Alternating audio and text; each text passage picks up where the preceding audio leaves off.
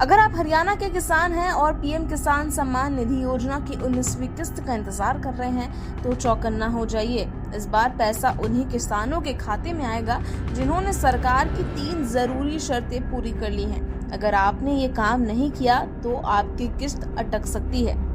केंद्रीय कृषि मंत्री शिवराज सिंह चौहान ने साफ कर दिया है कि पीएम किसान योजना की 19वीं किस्त 24 फरवरी को जारी होगी।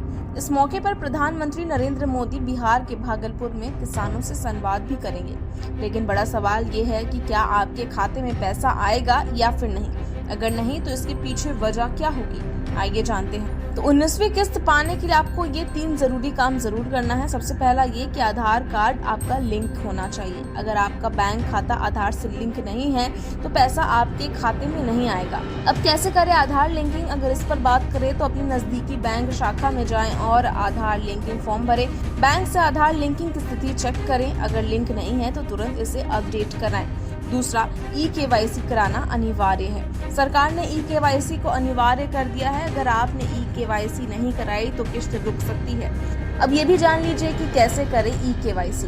नजदीकी CSC सेंटर पर जाकर ई-केवाईसी करवाएं। ऑनलाइन मोड में भी इसे पूरा किया जा सकता है। बस pmkisan.government.in पर जाकर ई-केवाईसी ऑप्शन चुनें। तीसरा, भूमि सत्यापन यानी कि लैंड वेरिफिकेशन जरूरी है। अगर जमीन आपके नाम पर नहीं है या फिर भूमि सत्यापन लंबित है तो पैसा नहीं मिलेगा। कैसे कराएं भूमि सत्यापन? तो सबसे पहले तहसील कार्यालय या फिर राजस्व विभाग में जाकर जमीन के दस्तावेज दिखाएं। पटवारी या संबंधित अधिकारी से संपर्क कर सत्यापन प्रक्रिया पूरी करें। तो आप ये भी जान लीजिए कि अगर ये 3 काम आपने अगर नहीं किए तो क्या होगा। अगर आपने आधार लिंकिंग, ई-केवाईसी और भूमि सत्यापन नहीं किया तो आपकी 19वीं किस्त अटक जाएगी। इसलिए अभी से ये औपचारिकताएं पूरी कर ले ताकि 24 फरवरी को पैसा सीधे आपके बैंक खाते में आ सके।